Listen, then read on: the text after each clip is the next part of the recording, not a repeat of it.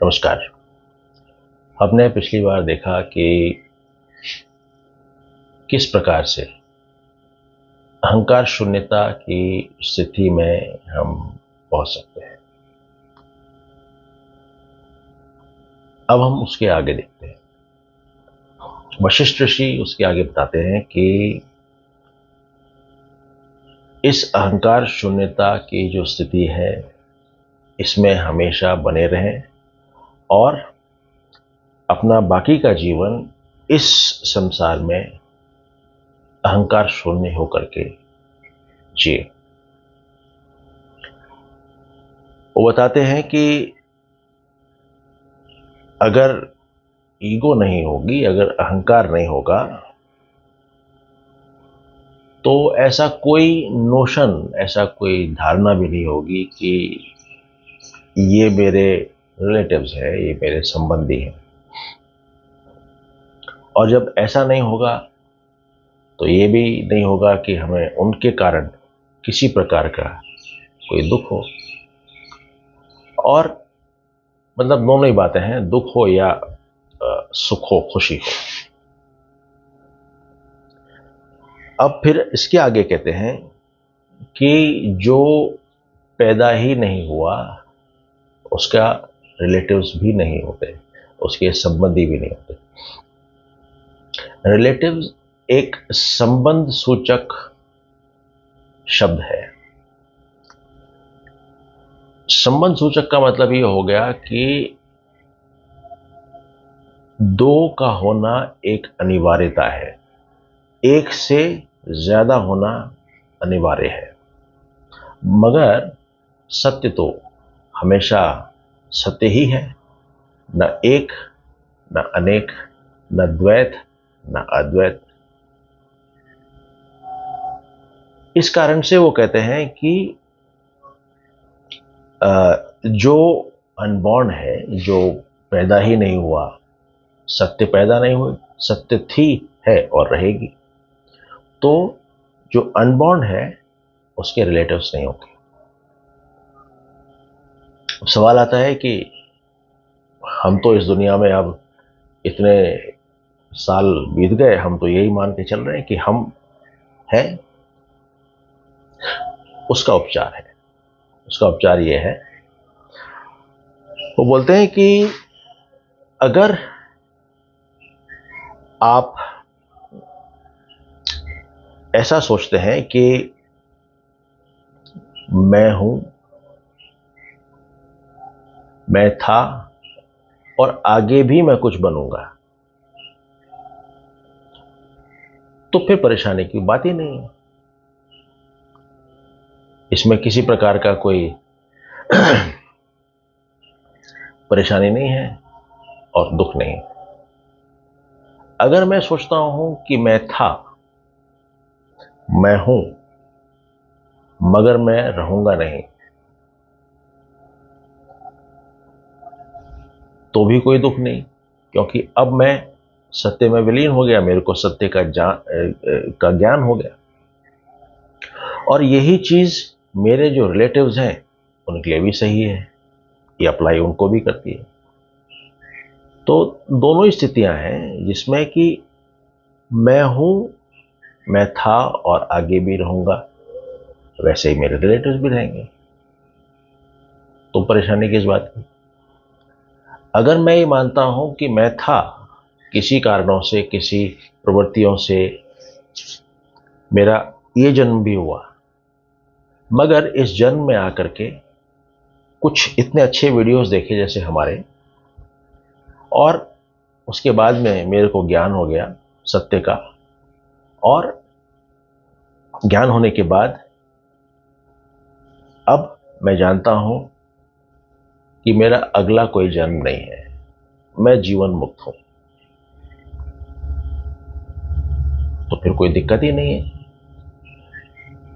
सत्य एक है, सब कुछ एक है, दो है ही नहीं, तो कोई परेशानी की बात नहीं।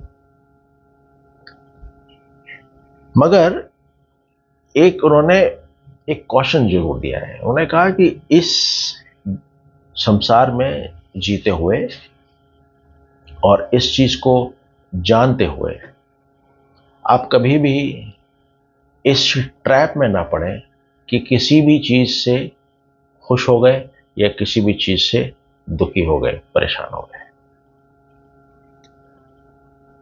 क्योंकि जैसे हमने पहले पिछले एपिसोड में देखा था, उन्होंने कहा कि समभाव रखो। अगर समभाव है तो ठीक है, जो जैसा हो रहा है वो वैसा हो रहा है, उसमें कोई सुख और दुख की कोई बात ही नहीं। फिर कहते हैं कि जो वर्ल्ड अपीयरेंस है, ये जो संसार है, ये एक एक ड्रीम है, ड्रीम की तरीके का है। वो इसलिए कह रहे हैं कि ये एक भ्रमात्मक प्रकटीकरण है और इस कारण से ये सिर्फ एक इल्यूजन है, भ्रम है। जिस प्रकार एक ड्रीम ड्रीम होती है, स्वप्न स्वप्न ही होता है, उसी प्रकार भ्रम भ्रम ही है। ये जो अपीयरेंस है, वर्ल्ड अपीयरेंस है, ये एक भ्रम है। क्योंकि जो भी चीज अभी है और बाद में नहीं होगी, वो सत्य नहीं है। इसमें एक मेरे को वाकया याद आ रहा है, जिसमें पापा जी जब रमना महर्षि से मिले थे और उस दौरान उन्होंने पूछा भाई तुम कहाँ थे, तो पापा जी कहते हैं मैं कृष्ण के साथ था और कृष्ण के साथ में लीला कर रहा था। तो बोलते हैं बहुत अच्छी बात है, पर अभी बताओ कि कृष्ण कहाँ है? तो कहते हैं कृष्ण तो है नहीं। उन्होंने कहा कृष्ण पहले थे, अभी नहीं है। तुम पहले भी थे, अभी भी हो। मालूम करो तुम कौन हो। जो अभी है, बाद में नहीं है, वो सत्य नहीं है। ये उनकी एडवाइस थी। यही चीज यहां भी है। जो वर्ल्ड अपीयरेंस है, अभी है, बाद में नहीं होगा, फिर दोबारा फिर से रीअपीयर हो जाएगा। ये उसकी एक साइकिल है। नियति में भी हमने देखा था, वो था कि जो जैसा था वो वैसा है और वो वैसा ही रहेगा। करकटी की कहानी में आखिर में जब वरदान दिया था, तब यही बात हुई थी। फिर कहते हैं कि who is a relative to whom. हाँ, अगला जो मेन चीज है, कौन किसका रिलेटिव है, कौन किसका संबंधी है और कौन किसका दुश्मन है। All are all to all at all times. ये मैं एक होमवर्क के तौर पर आप ही की इमेजिनेशन पर छोड़ता हूं। All are all to all at all times. बोल रहे हैं ये जो रिलेशनशिप्स का जो रिवर है, जो नदी है, ये तो बहती जा रही है और इस दुनिया में सब कुछ बदलता भी जा रहा है। और उसी तरह से रिलेटिव्स भी हैं, ये कुछ समय रहेंगे और फिर ये भी चल देंगे। पूर्ण असंबद्धता या पूर्ण असंबंधता, एब्सोल्यूट अनरिलेटेडनेस,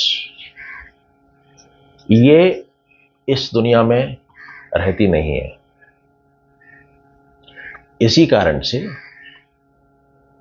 ये जो ऊपर का जो स्टेटमेंट दिया गया है, इसी कारण से सब लोग और सारे जीव हमारे रिलेटिव्स हैं, नियति। और ये जानो कि मैं सब जगह हूं और ऐसी कोई जगह नहीं है जहां मैं ना हूं, अपने सत्य के रूप में, भ्रामक रूप में नहीं। और ऐसा कोई विषय नहीं है जो मेरा ना हो, ऐसा कुछ नहीं जो मेरा नहीं, और ऐसी कोई जगह नहीं जहां मैं नहीं। एक गीता में भी कृष्ण ने शायद ये बात कही थी, उसका ये मतलब है। लोग इसका कई और मतलब निकाल लेते हैं, सब जगह मैं ही मैं हूं। तो अपने विचारों के हिसाब से हम अपने अपने इनके मतलब निकालें।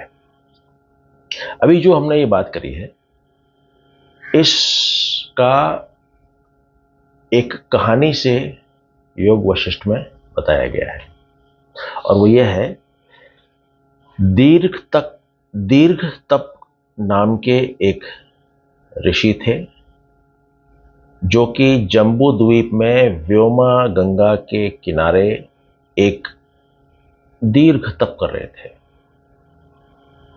उनके दो बेटे थे, पुण्य और पवन। तो एक समय ऐसा आया कि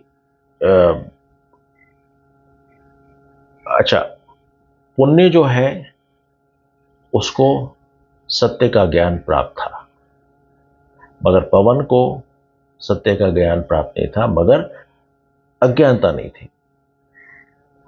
अब यहां भी ये समझने वाली बात है, एक है सुख, एक है दुख, एक है न सुख न दुख। दूसरी स्टेट है अज्ञानता, ज्ञान, और इनके बीच में हुआ न अज्ञानता और न ज्ञान। यानी अभी वो ट्रांजिशन में है, और ज्ञान या तो सुना है या पढ़ा है, मगर उस ज्ञान को एक्सपीरियंस नहीं किया है। और जब तक एक्सपीरियंस नहीं किया है, वो डायरेक्ट ज्ञान नहीं है, और उस ज्ञान को पा करके कोई लिबरेट भी नहीं होता है। वो सिर्फ एक लाइब्रेरी है, उसमें किताबें रखी हैं, बस दैट्स ऑल। तो ये वो स्टेट थी जहां पे कि पवन अज्ञान तो नहीं था, पर ज्ञान हुआ नहीं था। तो एक दिन क्या हुआ कि समय के साथ उनके जो पिताजी हैं, उन्होंने शरीर छोड़ दिया, और कुछ समय बाद माताजी भी। अभी ये देख करके जो पवन था, पवन तो विषाद में चला गया, और जो दूसरा भाई था पुण्य, उस पुण्य ने जितने भी संस्कार करने थे वो संस्कार किए, और उसके बाद जब वो संस्कार कर रहा था, और उसके बाद भी वो एक ऐसी स्थिति में था जहां पे कि उसको कोई किसी प्रकार का कोई न सुख है, न खुशी है, न दुख है, अनमूव्ड है, वो स्थिर है, उस स्थिति में था। तो उसने अपने भाई को बोला, पवन को, कि देखो,